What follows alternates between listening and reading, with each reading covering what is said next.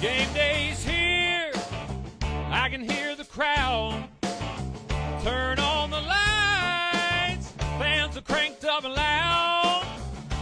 Red or blue, we wear it proud. Yeah, we love our teams in this border town. Chiefs and Royals, Boo Mizzou, Rock Chalk, Jayhawk, KU. Hear that drum pounding in your feet. Yeah, you're marching to the beat of KC.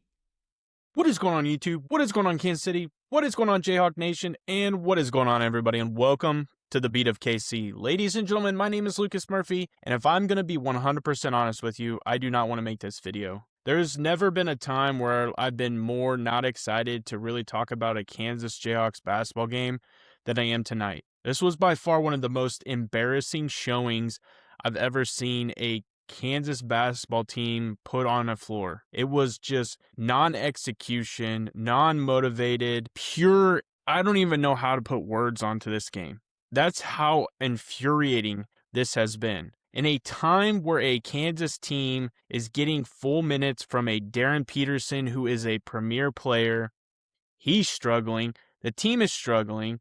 They have no cohesion. They are just not finding ways to score the basketball. They go into Tempe, Arizona in a team that they were favored to win, and they come up short 10 points, and going into halftime, they were down 20.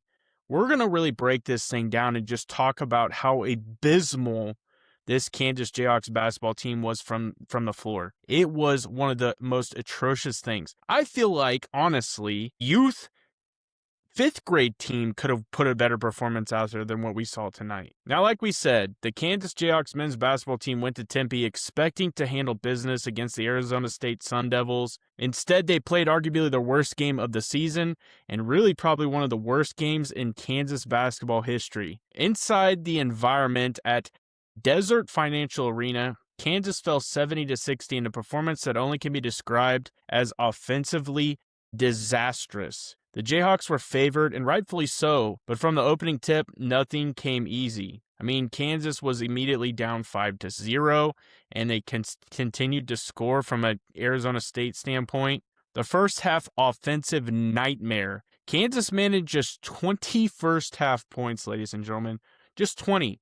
20. The numbers are staggering. They were 8 of 38 from the floor. That is 21.1% from the field. Like, I'm trying to process what I witnessed on the TV. They were 2 of 12, 16.7% from the three, and they only had 2 free throw attempts in the entire first half. And to go along with that, they had 10 turnovers. Not only did they not put the basketball into the hoop, they just said, hey, Arizona State, you want the basketball? Here you go. There was no rhythm, no pace, no confidence. The ball stuck, shots clanked, drives were forced. For a program built really on execution under legendary head coach Bill Self, this was just unrecognizable basketball. Frustration boiled over when Bill Self was ejected, and this is only the second time in Kansas history for him where he's been ejected. The emotion reflected what everyone watching could see. This was spiraling.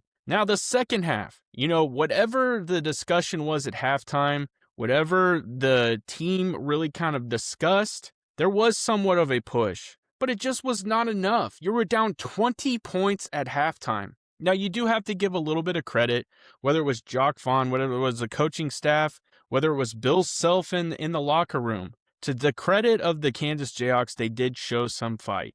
An 11-0 run in the second half cut the deficit. In a market that never sleeps, one name rises above the rest. Lisa Miller from Dan Lynch Real Estate. Trusted by hundreds and recognized across the Midwest, she delivers results when it matters the most. With over 13 years of experience and licenses in both Kansas and Missouri, Lisa isn't just selling houses. She's helping you find a place to call home. Whether you are a first-time homebuyer, looking to upsize, or selling your current home, Lisa makes the process smooth and stress-free. As a local expert passionate about building lasting relationships, she ensures her clients feel confident and satisfied every step of the way. Don't wait, your perfect home is just a call away. Contact Lisa today at 913-579-3246 or 913-369-3000 or visit lisamillersaleskc.com. Let Lisa Miller at Lynch Real Estate help you start your next exciting chapter. And let her know the beat of KC, Lucas Murphy, sent you her way. And they were able to get it down to 5 briefly before it just again absolutely unspiraled. It gave somewhat hope that the Kansas Jayhawks might escape despite the absolute ugliness of the first half. But that was just as close as they would get, would be that 5 points. The second half shooting slightly, and I want to use that word in a bold manner, slightly improved. They were 13 of 34, 38.2% from the floor, and they were 5 of 15, 33% from the three. For the game, ladies and gentlemen, this is the most glaring thing I think I've seen from a Kansas basketball program. They were 21 of 72, 29.2% overall, and they shot awful from the three, 7 of 27, 25.9% from the three. That is a flat-out offensive collapse. The thing is that Kansas found a way to continue to rebound the basketball, and they would absolutely lead the Sun Devils in that category. I mean, that's what's wild about this. Kansas dominated the glass. The Jayhawks pulled down 55 rebounds compared to Arizona State's 43. They out-rebounded them by 12. That kind of rebounding margin typically results in, truthfully, a comfortable win. Instead, it became wasted. It was a wasted opportunity, and I think as the second chances really turned into multiple missed shots. I mean, when you really break this down, and we're going to get even more granular because I think it really needs to be specific to the players. Ladies and gentlemen, Darren Peterson provided you a full game. He did have 4 fouls, so he did have to get pulled off for his foul issues, but there was no injury relation to him coming off the floor. He went an atrocious 3 of 18 from the floor and a 2 of 11 from 3. For someone who's anticipated to go number 1 overall, who is this great all-world player, which I still believe he has the talent. People have off games, but this is now multiple games where we've seen not the greatest shooting from Darren Peterson. And I think, that's somebody you're really going to need down the stretch, especially when you start to get late into the season, because we're there.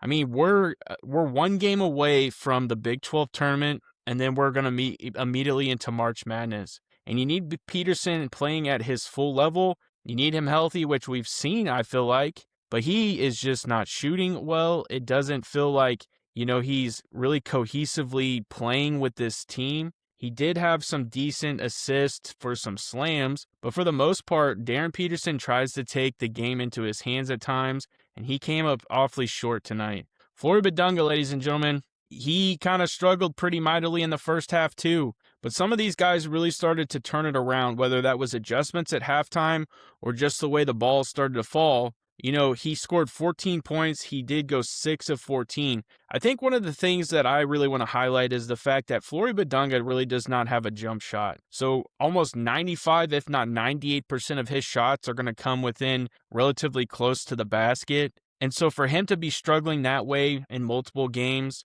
I mean, that tells you where he's at right now. He did, however, add 13 rebounds. Again, a double-double. The energy, the activity, the effort in the second half really kind of came about. What is going on, Kansas City? The beat of KC here. And I want to provide you an opportunity to check out one of the most coolest apparel companies that exist out there. We take pride in what we represent, and that's why the beat of KC is teaming up with Homage, the brand built on celebrating sports, pop culture, and moments that defy us. Homage isn't just another clothing company. No, they're not. They specialize in ultra-comfortable, premium-quality apparel that blends vintage vibes with modern style.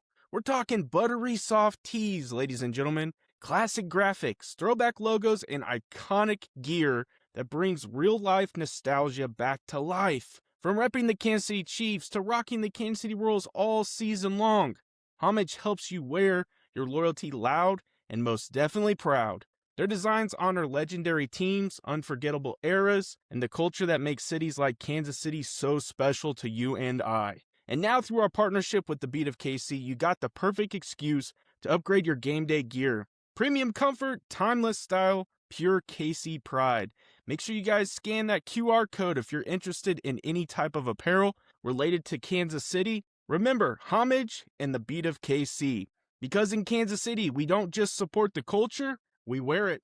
Trey White, another double-double performance for him. He really had to turn it on. He struggled mightily in the first half, but would finish with 16 points, going 6 of 17. He was 4 of 9 from 3. Ladies and gentlemen, I've said in multiple videos now, and this has probably been 3 or 4 in a row, you're not asking Trey White to hit 4 to 5 threes, let alone take 9 threes in a basketball game.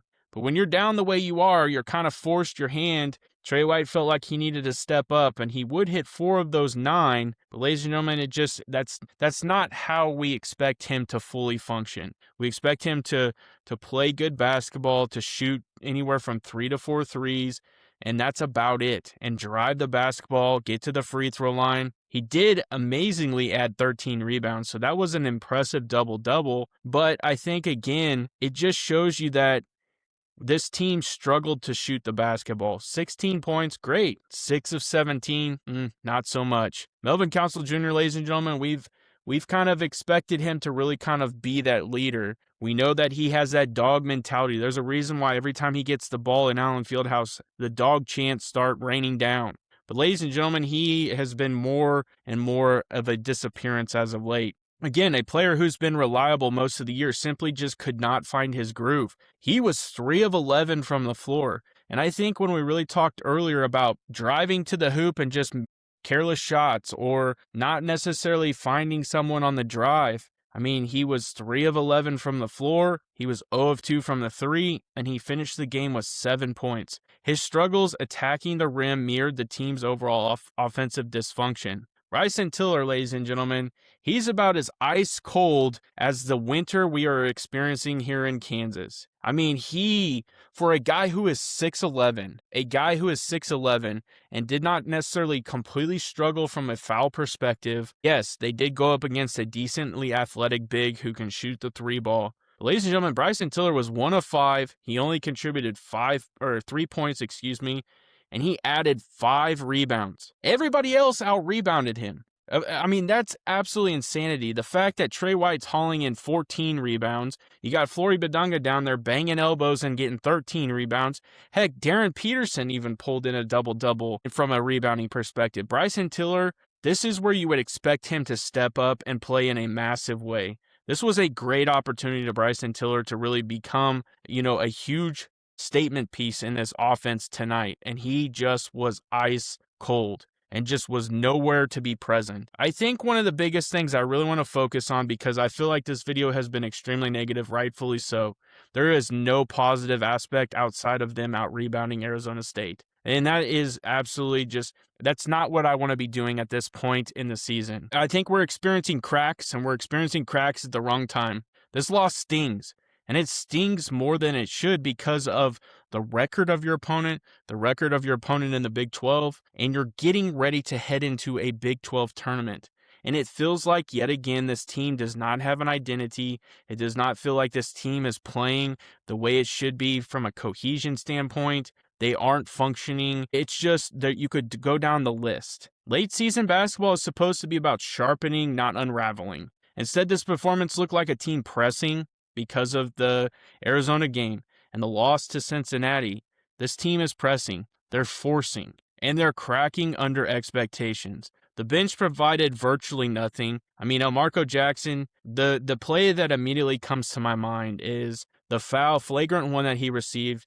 Again, you're going to foul hard when somebody has an open lane like that, and I get that. He was not intentionally trying to hurt somebody. Where I'm trying to focus on is the very next drive down the court. He drives to the hoop, throws the basketball back towards the free throw line, and there's not a Kansas player in sight, and goes right into the Arizona State hands. Those are the mistakes a player like Elmarko Jackson should not be making. He makes them all the time. That is a critical thing that I talk about with Elmarko all the time. And I think now the Jayhawks return home for one final regular season showdown against the rival Kansas State Wildcats, the Sunflower Showdown. Ladies and gentlemen, any time before this, I would have said we would absolutely mop the floor with the Wildcats. But the way this team has been playing, I mean, granted, it will be inside Allen Fieldhouse. Our splits on the road versus at home are completely different. In Allen Fieldhouse, against a Kansas State Wildcats is going to be amplified to an extreme.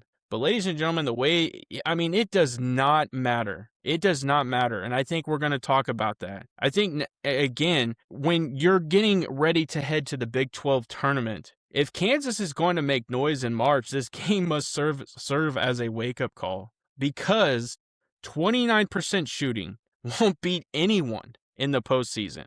Not in Tempe, because it definitely didn't happen tonight, and it won't happen anywhere. That's just the truth. Those are cold, hard facts. You will not beat any team shooting 29%. I appreciate you checking out this video if you lasted this long, if you even clicked on this video because of just the anger and frustration you have as a Jayhawks fan right now. I completely understand.